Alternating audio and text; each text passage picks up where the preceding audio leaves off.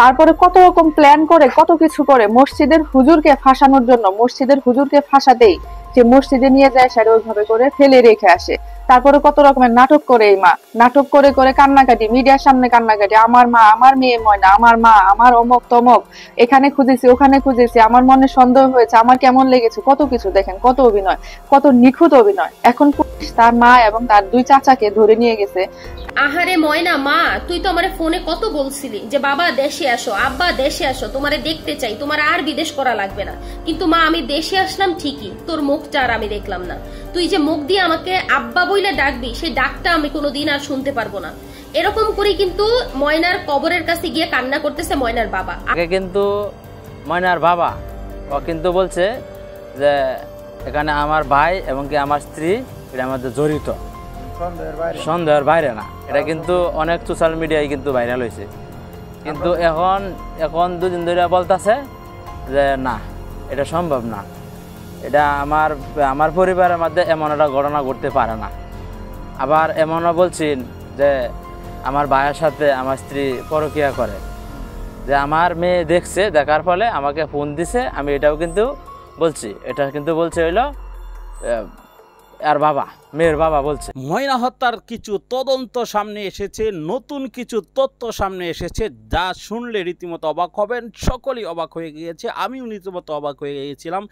আসল ঘটনা সম্পূর্ণ আড়ালে ছিল। এই ভিডিওতে সম্পূর্ণ দেখাবো তার মা কতটুকু দোষী এবং তার চাচা কতটুকু দোষী, ময়নাকে কি কারণে হত্যা করেছিল আর কি কারণেই তাকে মসজিদে রাখা হয়েছে। বিস্তারিত এই ভিডিওতে না টেনে লাইক করে শেষ পর্যন্ত দেখতে থাকুন। তারপরে কত রকম প্ল্যান করে কত কিছু করে মসজিদের হুজুরকে ফাঁসানোর জন্য, মসজিদের হুজুরকে ফাঁসাতেই যে মসজিদে নিয়ে যায় সেটা ওইভাবে করে ফেলে রেখে আসে। তারপরে কত রকমের নাটক করে এই মা, নাটক করে করে কান্নাকাটি, মিডিয়ার সামনে কান্নাকাটি, আমার মা, আমার মেয়ে ময়না, আমার মা, আমার অমক তমক, এখানে খুঁজেছি ওখানে খুঁজেছি, আমার মনে সন্দেহ হয়েছে, আমার কেমন লেগেছে, কত কিছু। দেখেন কত অভিনয়, কত নিখুঁত অভিনয়। এখন পুলিশ তার মা এবং তার দুই চাচাকে ধরে নিয়ে গেছে থানায় জিজ্ঞাসাবাদের জন্য। এবং ওই এলাকার একটা হুজুর এমনটাই জানাইছে যে তার চাচার সাথে এরকম সম্পর্ক থাকার জন্য এই কাহিনী হয়েছে।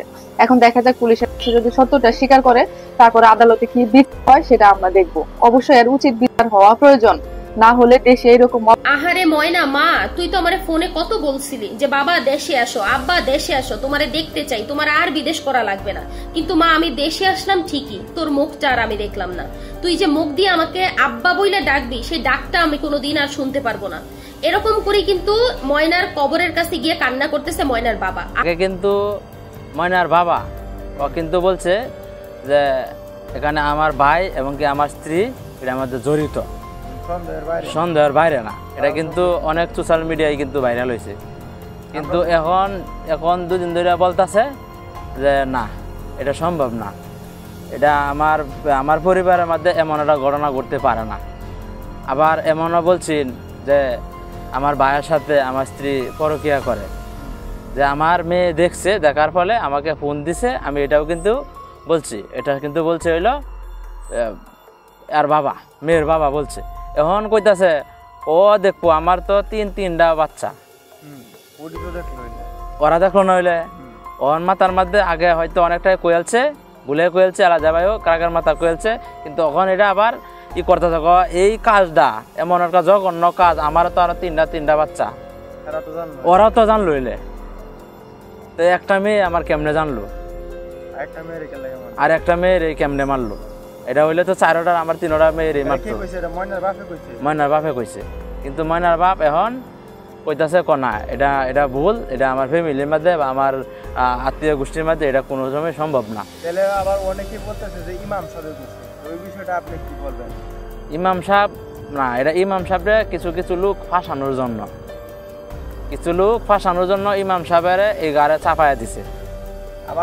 আবার অনেকেও বলছে যে ইমাম সাহেব ছাড়া এই কাজ কেউ করতে পারবো না, কারণ ইমাম সাহেবের কাছে এই চাবি থাকে, ইমাম সাহেবের কাছে এই মাদ্রাসার মসজিদের চাবি আছে। চাবি তো অনেক সময় খোলা থাকতেই পারে, কারণ অনেক সময় তারা নামাজ পড়তে যা, অনেক সময় নানান ধরনের কাজে যা, থাকতে পারে না খোলা। এইলো আবার এতে মানে আরো আবার হুজুরে ইমাম সাহেবরে আবার রিমান্ডে নিছে, নেওয়ার পরে এখনও কিন্তু কোনো স্বীকারোক্তি হয় নাই, কিন্তু এটা কিছু একটু স্পষ্ট বোঝা গেছে যে ওরা এই কাজে জড়িত না। যদি এই কাজে জড়িত না হয়, তার মানে একদল লোক আছে এখন ময়নার মা এবং ময়নার চাচারে দোষ দিয়া ইমাম সাহেবরা বাঁচানোর জন্য হ্যাঁ, এমন এখানে আছে মূল বিষয় যারা তৃতীয় পক্ষ। দ্বিতীয় পক্ষ এখানে ময়নার আত্মীয় চাচা এবং কি তার মা এটাও জড়িত না, এবং নাকি ইমাম সাহেব মুয়াজ্জিন তারাও জড়িত না।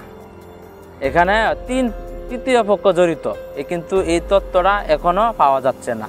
তৃতীয় পক্ষকে এখনো পাওয়া যায় না, এখনো তারা সন্দেহজনকের মধ্যে আছে, কিন্তু এটা স্পষ্টই কইছে। আগে যেমন ক্লিয়ারভাবে বলছেন, মেয়ের মা বাবা যখন ক্লিয়ারভাবে বলছে যে এটা আমার ভাই আমার স্ত্রীর লাগে জড়িত, ওরা একটা সম্পর্ক, কিন্তু এটা সম্পূর্ণ ভুয়া এখন বুঝতেছে।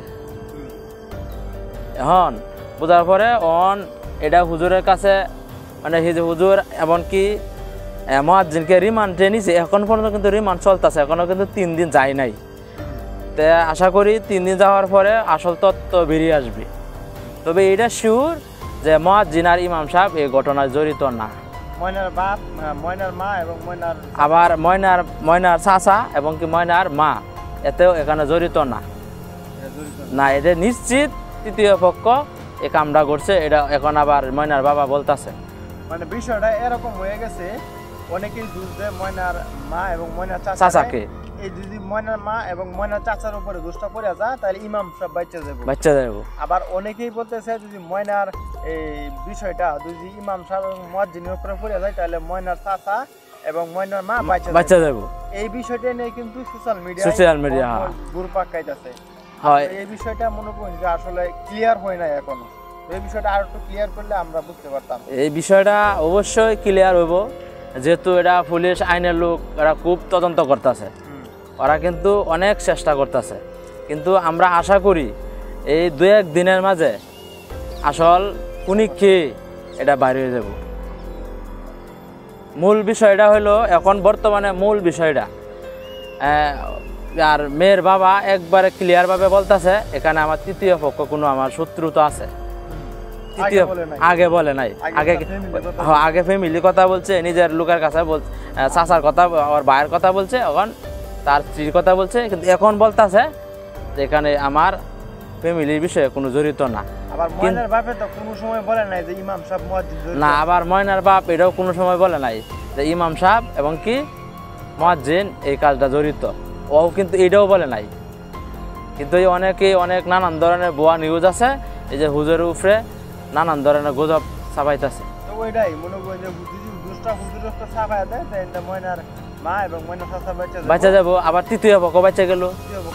এই জন্য এখানে মূলত হইলো কঠিন একটা চালা হচ্ছে, কঠিন। কিন্তু এখানে আপনারা যারা আছেন সবাইকে আমি জানাই একটা কথাই, এই বিষয়টা নিয়ে কঠিনভাবে তদন্ত করতে হবে, মানে কঠিন। এরা কিন্তু এমন এক লোক চালতাছে, হয়তো তার সাথে চলতেছে, হয়তো তার ঘরে উঠা বসা করতেছে, এমন একটা কাছের লোক কিন্তু চালতাছে, কিন্তু তৃতীয় পক্ষ। কিন্তু এই জিনিসটা কিন্তু এখনও কেউ তদন্ত করে বার করতে পারে নাই।